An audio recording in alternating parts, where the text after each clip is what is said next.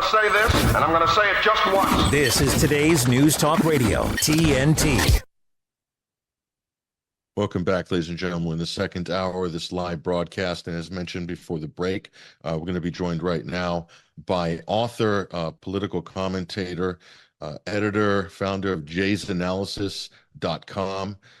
He's also, I think, a great student of religious studies, especially to do with the Orthodox Church globally and also history around these issues. What's happening in Ukraine right now, we'll just bring this article up on screen here of the Ukrainian Orthodox Church, which is targeted by the current Zelensky government. And they're wanting to ban this. This is a featured article, a special report we put up at 21st Century Wire. Zelensky delayed banning the Ukrainian Orthodox Church in order to secure U.S. funding. That's certainly what it looks like, according to the evidence, but the scenes that we're seeing in Ukraine are just pretty unbelievable.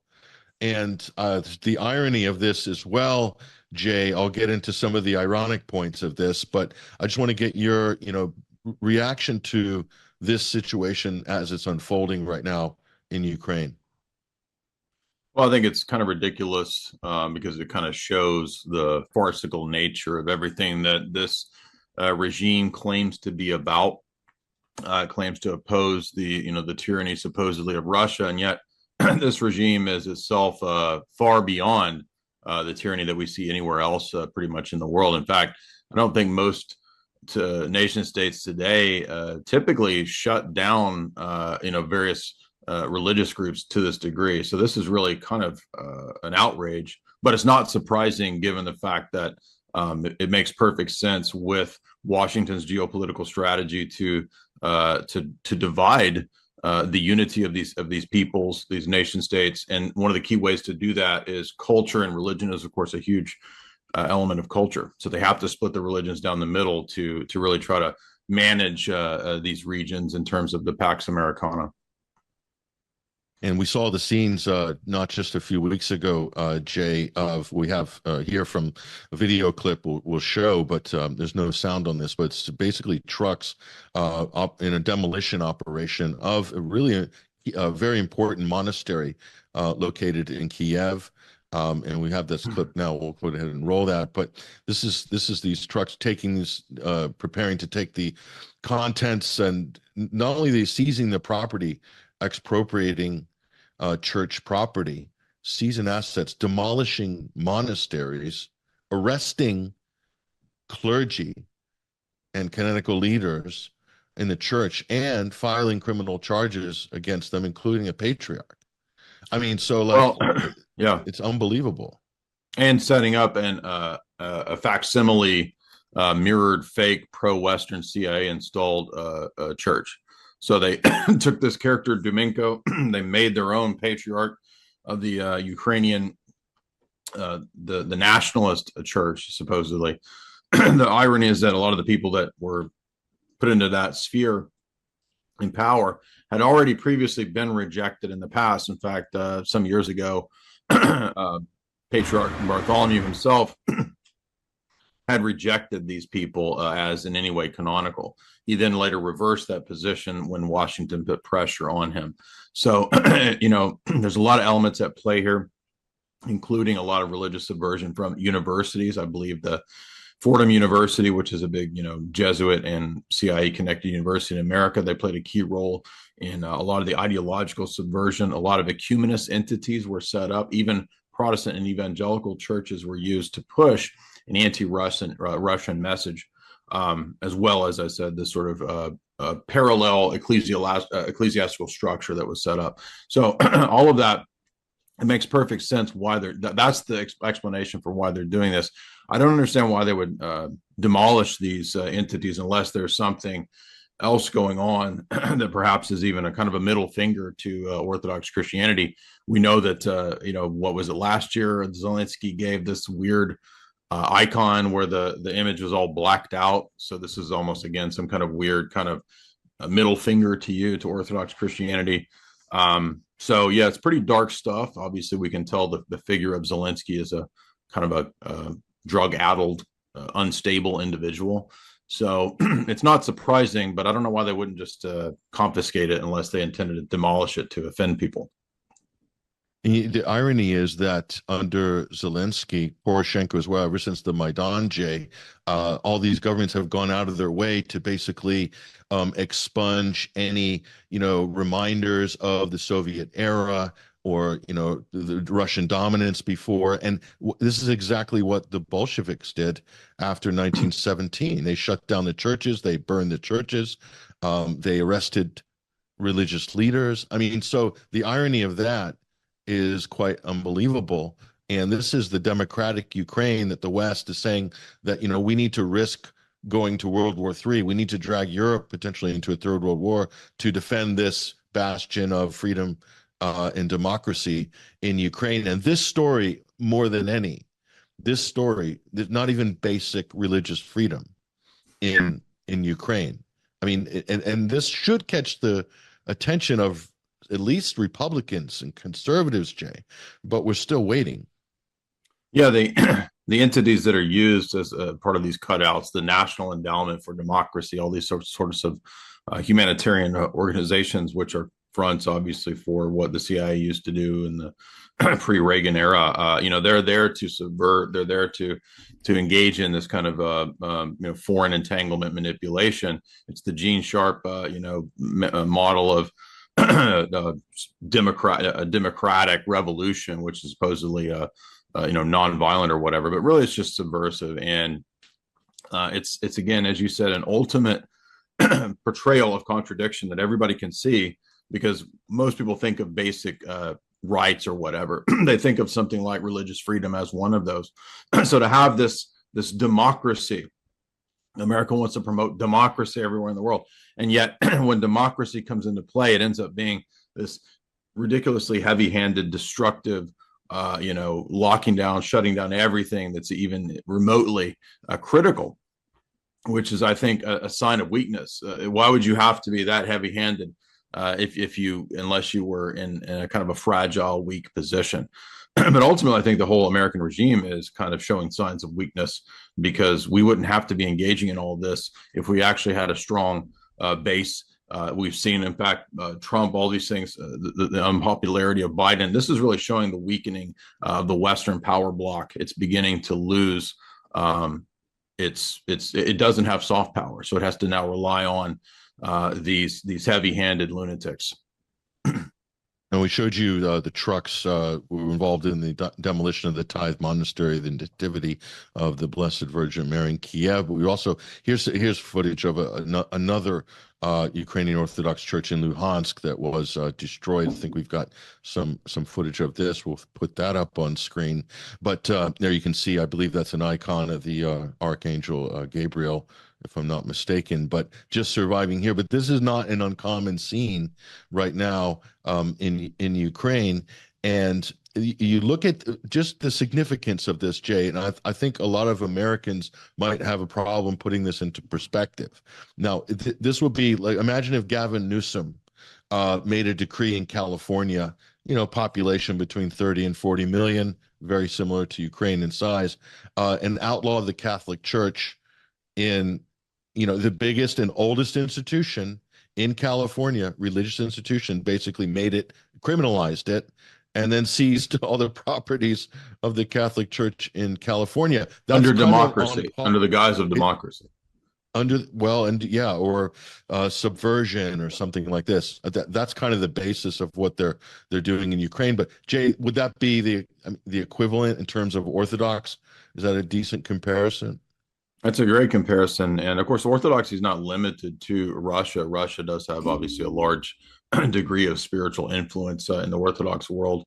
But there's millions and millions of Orthodox Christians outside of Russia, many other countries who are, again, the target of this on a large scale, because this falls over into the domain of Constantinople, the ecumenical patriarchate. And unfortunately, it's become very evident. Jim Jotras and others have written really in-depth analyses of how the patriarch has been compromised. And he played a key role in siding with Washington on this, reversing, again, his older stances, which wouldn't have happened had he not really been subservient. But you can actually go back to Cold War era where even there was, I think, Athenagoras and others who have their cables have been declassified, speaking to Alan Dulles, speaking to Bill Donovan, speaking to people in the CIA and the OSS, basically saying, well, we're here to do whatever you want. And unfortunately, that relationship seems to have continued to where these people basically just do what the State Department tells them to do. And other entities like Fordham University, it's not just Fordham, but they're a key element here. Other universities, Canadian universities, play a key role too in pushing a lot of this stuff in that domain. And it's not just the Orthodox world, it's the same stuff in the Roman Catholic world, where you've got the Western intelligence power structure really wanting to subvert, really wanting to control the Roman Church and steer it in the direction it wants. So this is a serious problem that people need to understand. It's not just this obscure Orthodox thing halfway across the world. It plays into the geopolitical machinations of the deep state at a very, very powerful level. I don't know how else to say it. And you're absolutely right that the comparisons that you make are very apt. And you're talking about the patriarch, I believe, Bartholomew of Constantinople earlier. It's who gave that recognition, the autocephaly recognition, to this new Ukrainian church. So they're banning the Ukrainian church, Orthodox Church, and replacing it with the Orthodox Church of Ukraine. Rough English translation there, but then that was recognized by Patriarch Bartholomew in Constantinople, who a lot of people accuse, not just, I've heard you talk about his relationship with Western intelligence, but you're not the only one. And this is well documented and spoken about by a lot of different authors, analysts, and historians. And the point is, Jay, is how important is playing on these schisms, playing on sectarian divisions, religious divisions, when it comes to ruling. If you want to rule, if you want to have a world order where you're in control and you're steering events from past empires till the present, how important is controlling faith, controlling countries, religions? Yeah, I think you and I were talking not too long ago about this new academic text that came out by a guy named Michael Graziano. And the book is called Aaron into the Wilderness, The History of the CIA and Religion. I read the text. I did some talks on it. It's a really good book. It's not a conspiracy book. It's just a mainline academic study. And, this is really important, obviously, in the Cold War. The CIA found this to be, it's not their most important aspect, but according to Graziano's analysis, it's one of the most important. It's up there. It's very crucial to soft power, to cultural control, cultural management. That's a big part of what goes on. It's not just about warfare, tanks, and soldiers. It's also about extending, as we said, soft power, cultural influence, Hollywood influence, and religious influence. So, and this could include, much more nefarious things than just paying off a bishop or a patriarch. It includes things like sexual compromise. I just finished reading actually 2 different books on this topic of how prevalent this was in even going back to World War I. There was a lot of sexual compromise. World War II, the Germans did this. The Allies typically try to pretend like they didn't do this, but in fact they did as well. The CIA has had many love nests of their own. We think about figures like Jeffrey Epstein, who for sure was working in some capacity with multiple intelligence agencies. Some of those details might be a little murky, but we can at least surmise that much. And even though that's the entertainment sphere and the scientific sphere and the political sphere, it's not limited to that. There have been many prelates who've been compromised. I think a lot of the pedophilia in the Roman Catholic Church played into Benedict's stepping down. But it's not just limited there. It's also in the world of Orthodoxy too. Unfortunately, you can have because human beings are human beings. They're susceptible to the same weaknesses and the same potentiality of being compromised. So all of this goes on in the religious world as well. And as you said, yeah, it's absolutely crucial to steering culture. But again, that's a mainline academic book admitting the very point that no, at Washington, State Department, they see, they have countless universities working on ways to subvert, control, and manipulate and influence culture, including religion.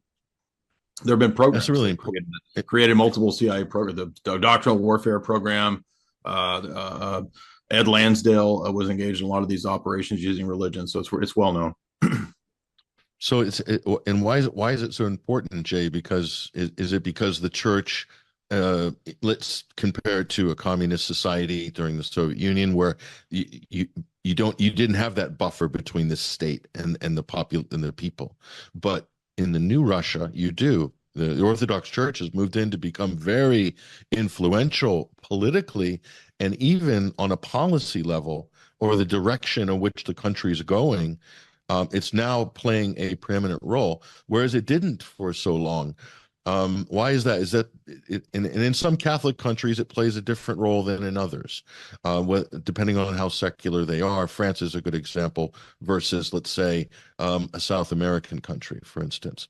But explain that dynamic, because I think that's an important aspect of this conversation. Yeah, there was a great documentary. Actually, it was unintentionally great because I think it was made by the BBC or one of the British outfits, and it was about the history of Bolshevism and the major characters that played key roles. One of those was a lesser known woman who's actually pretty important. Her name was Alexandra Kollontai, and she was sort of the Bolshevik woman in charge of like male female issues, and so she was a huge promoter of open relationships, full on polyamorous stuff. And they had this crisis after her policies were put into effect, where by the time that Stalin came to power, they had this epidemic of thieves, young men who had been raised by single moms. They didn't have fathers.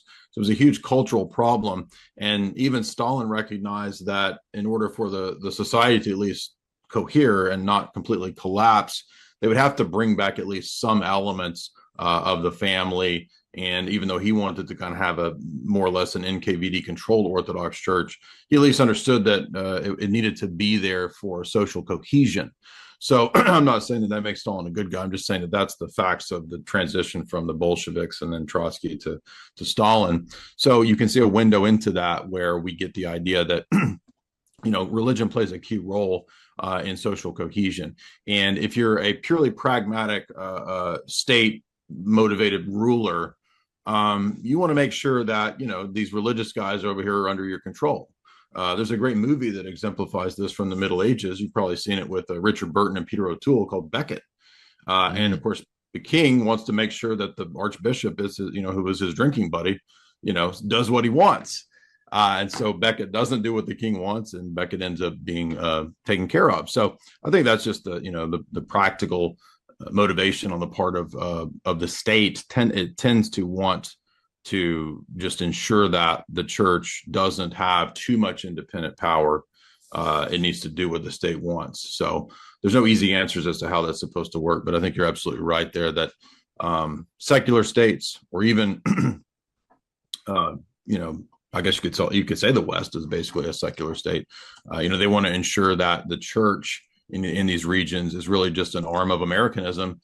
And I needn't go any further than C.D. Jackson's well-known declassified program called the Doctrinal Warfare Program, which was to ensure that all the religious entities, Protestant, Catholic, Orthodox, whatever, in the American sphere, that their number one goal was Americanism. You can believe whatever you want after that. You just have to be an agent and a missionary for Americanism. It's interesting as well. You bring up that's a cinematic masterpiece, the film Becket, one of the great Peter O'Toole performances, Richard Burton. But on that front, Jay, does that make Zelensky a sort of latter-day Henry VIII in what he's trying to pull off? I'm just throwing that out there, Jay.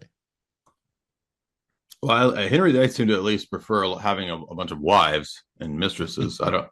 Is that what I think Zelensky's into? More of the black leather type of stuff, it looks like. I don't know. He has other proclivities. This is true. This is no secret. I've got a clip, but in all seriousness, we've got a clip here. One of the religious leaders from Kiev basically making a public plea, really explaining how extreme and how dire the situation is right now in Ukraine. Let's go ahead and roll this. This is one of the patriarchs, I believe, in Kiev. We'll play this. It's subtitled as well. Нам дали время 2 недели. До 29 марта выселится с обители.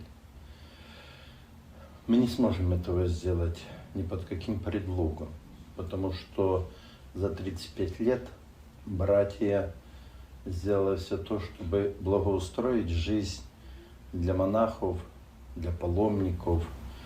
Здесь у нас все то, что необходимо для жизни.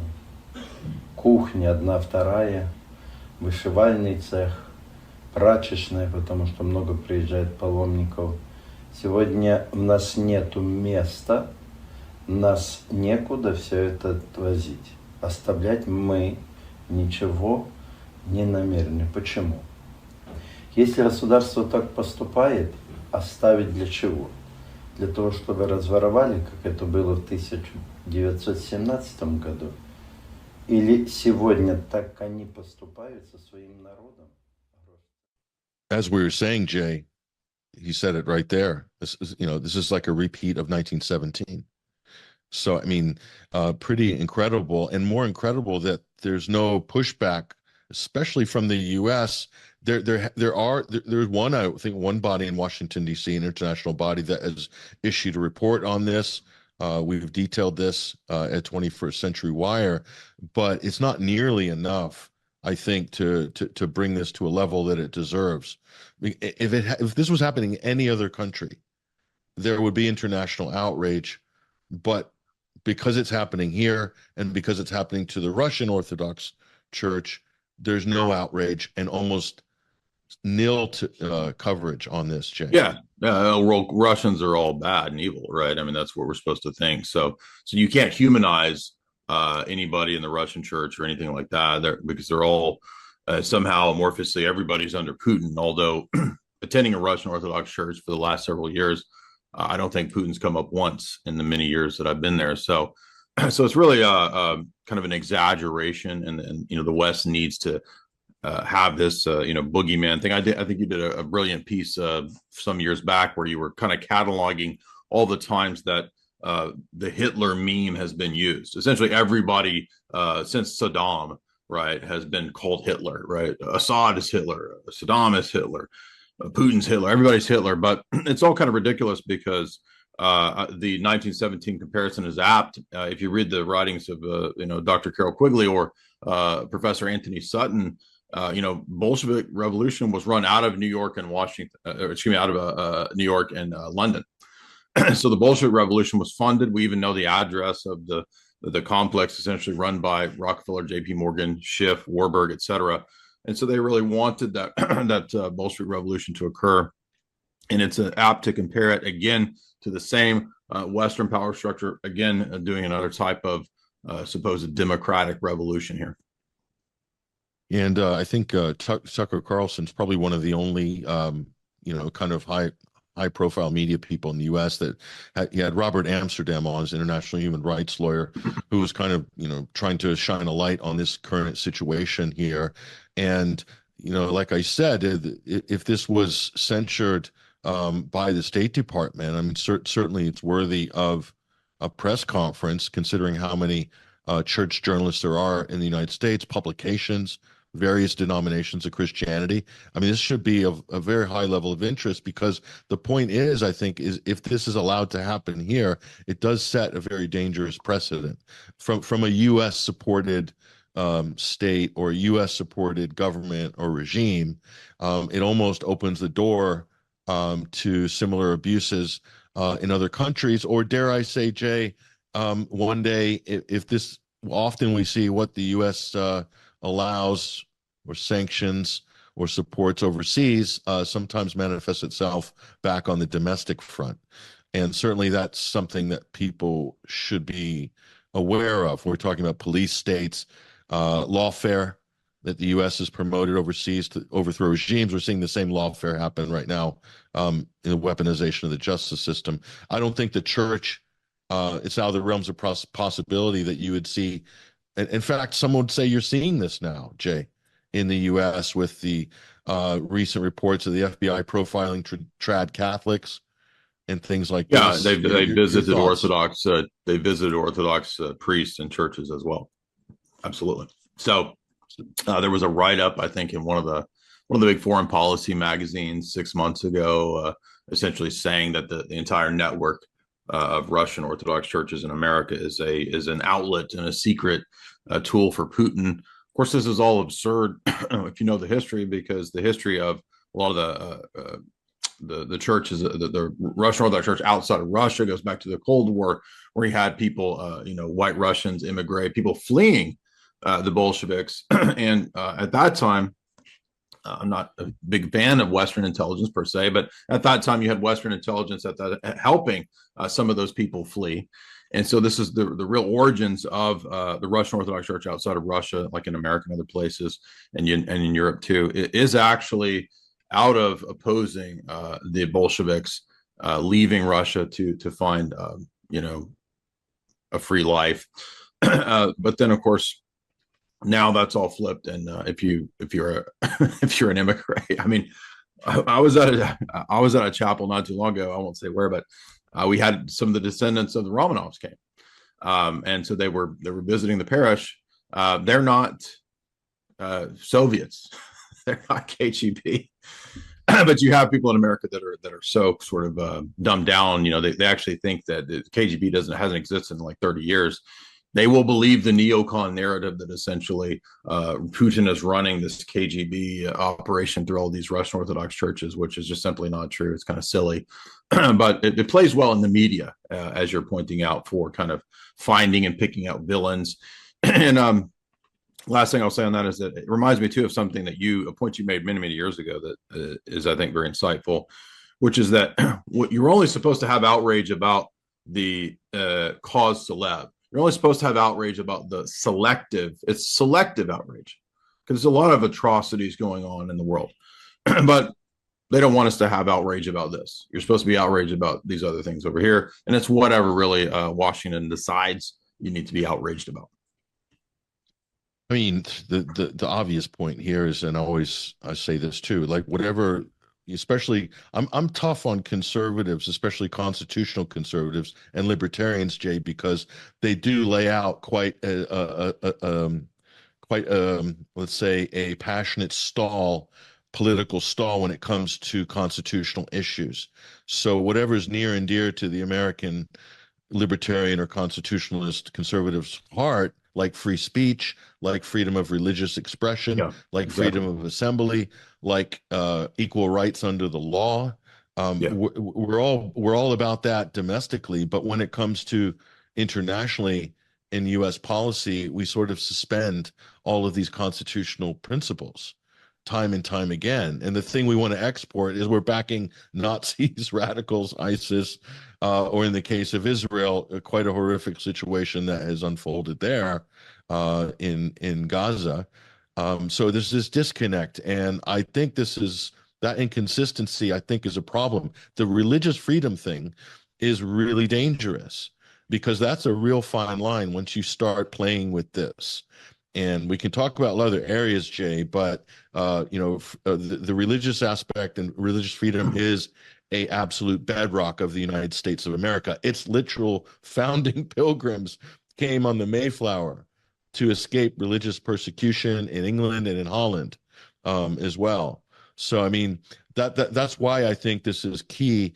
And I think it also is emblematic of the way in which the West is trying to divide Europe along these various lines, culturally, but also religiously as well. But your thoughts on this, Jay? Yeah, I think you're hitting at this key point that a lot of people, especially on Twitter, are figuring out, which is the contradictions and the hypocrisy involved in what we call Con Inc. And I think that's the best term for conservative Inc., conservative incorporated, because they're really just there to be gatekeepers. We have for so many years Fox News as kind of the established gatekeeper for neoconservatism and for the boomers. The younger generations aren't watching, they don't care about Fox News. What are they into? Well, we got to find placeholders to put up their, Daily Wire, this kind of stuff. That's the new version of Fox News for the, I guess, Gen X and millennials. But I think the cracks are already there in this system. People are beginning to figure out that all these people, these talking heads, these gatekeepers really have the double standards, and everybody's seen it out in the open in the last year. So hopefully this will help people to sort of wake up. and realize that you're either consistent or you're not. And if you're not consistent, then you kind of are really just admitting that you're a shill of sorts. You're really just there to promote the paid agenda, whoever those paid masters might be, foreign governments, as you talked about there, DC, whatever. And before we break, Jay, and I appreciate you joining us on this. It's a very important story, obviously, and we're really happy that you've also taken interest in this. Give our listeners, if they're not familiar with your work, indication of where they can find you, where they can support your work as well, and what you've got coming up. Go ahead. Yeah, Jay Dyer, jaysanalysis.com. You can find me at my website. You can find me on YouTube, Twitter, under my name. I will be doing a live event June 22nd with some friends and my wife in Las Vegas. So go ahead and head on over to my Twitter, and you get the link there to the Eventbrite, and you can get tickets for that event. It's a big 6-hour epic infotainment event. There'll be comedy. There'll be lectures, geopolitics. We're going to get into all of it. And then I host the 4th hour of Alex Jones every Friday. That's about it. You can find me on Twitter, and I usually do a lot of debates, geopolitics, movie analysis, all of that. You're still, we'll give you an opportunity to put a flyer. You're still looking for a type of a Catholic debate opponent. I think you tweeted something out recently. You haven't had any takers? That's an offer that I've had for a year. I've had a year offer for, and it can be a scholar, academic. I've reached out to multiple Catholic historians. I'd really like to debate the geopolitics of the papacy. I've not seen anyone do this. People are always debating the theological elements of the papacy, but I've never seen anybody debate the geopolitical entanglements. I think that'd be a fascinating debate. It's hard to find an opponent, though. I think, you got to keep advertising, but that would be a great debate. So we definitely want to see that happen. That's definitely something I think a lot of people would want to see, especially with what's going on in the world right now. Jay Dyer, jaysanalysis.com, author, philosopher, political commentator, comedian, and also you want to catch Jay at his events, which are coming up. You mentioned the big one in Las Vegas. Go to jaysanalysis.com. We'll drop that into the TNT chat community as well, Jay, so the TNT community knows about these things. But appreciate you joining us this week on today's News Talk. Thank you, Patrick. There he goes, ladies and gentlemen. That is Jay Dyer. Again, follow Jay and his work. He's one of the best out there right now. We appreciate him joining us. Let's take a break right now with the network, and when we come back, we'll wrap it up for this Wednesday, a powerful broadcast. We'll have more coming up in just a few minutes. Stay there.